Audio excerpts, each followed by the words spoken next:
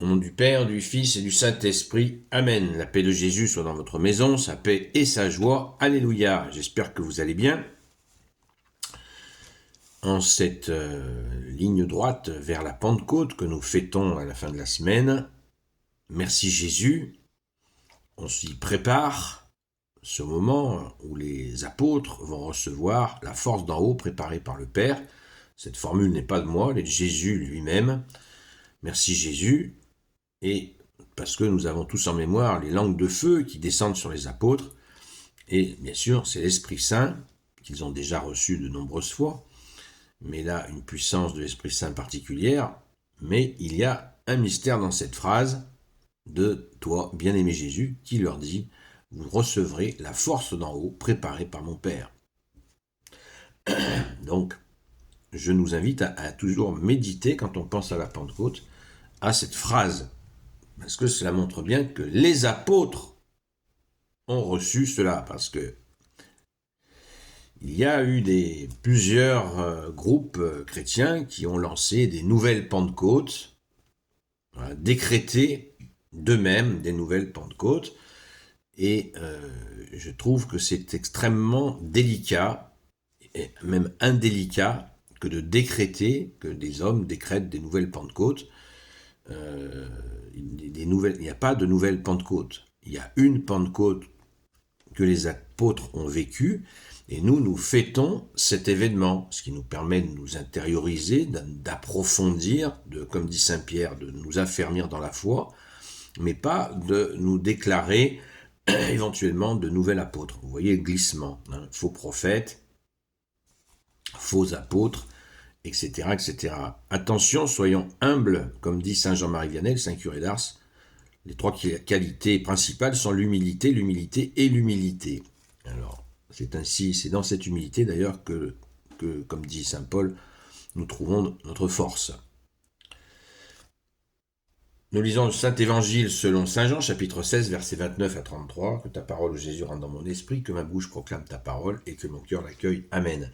À ce moment, les disciples disent tout de suite, tu parles clairement, ce ne sont plus des comparaisons. Maintenant, nous savons que tu sais tout ce qu'il y a. Maintenant, nous savons que tu sais tout et qu'il n'y a pas de question à te poser, car tu es sorti de Dieu. Cela, nous le croyons. Jésus alors leur répond, vous dites que vous croyez, pourtant l'heure est proche et elle est déjà là où vous allez vous disperser, chacun de son côté, et vous me laisserez seul. Mais je ne suis pas seul, car le Père est avec moi. Je vous ai parlé ainsi pour que vous ayez la paix en moi, car dans le monde vous connaîtrez la persécution. Mais courage, j'ai vaincu le monde. Merci Jésus, alléluia.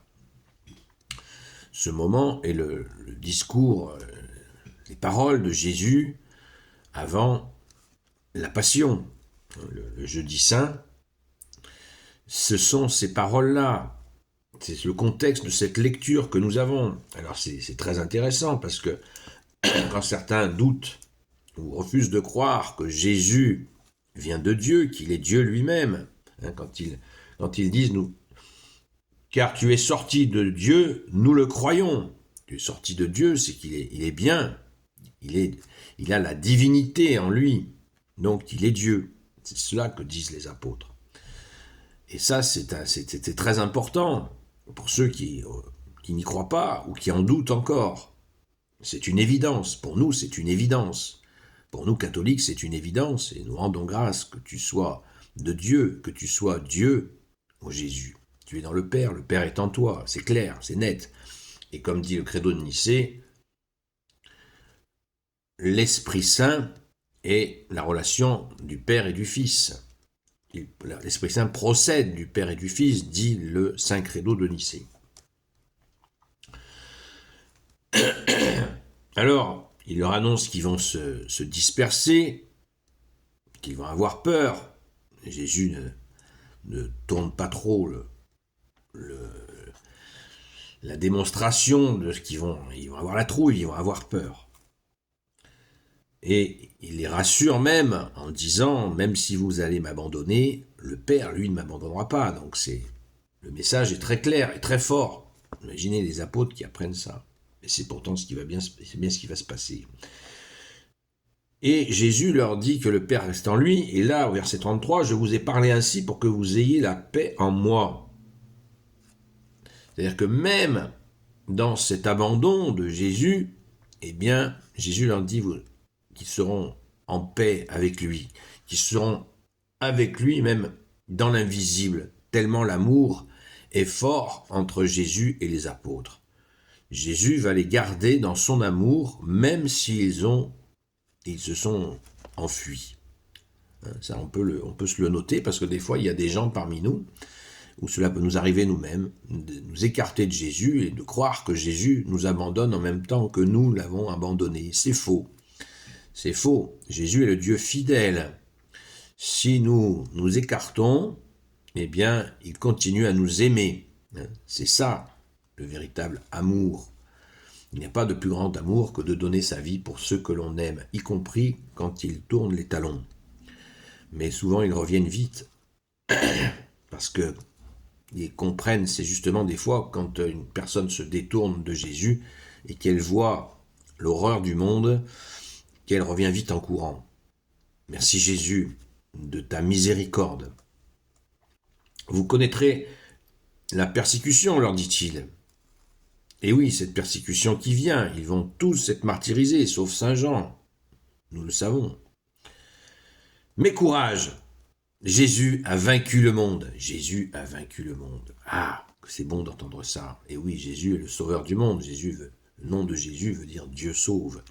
Donc, quoi qu'il arrive, Jésus a vaincu le monde. Mais courage, j'ai vaincu le monde.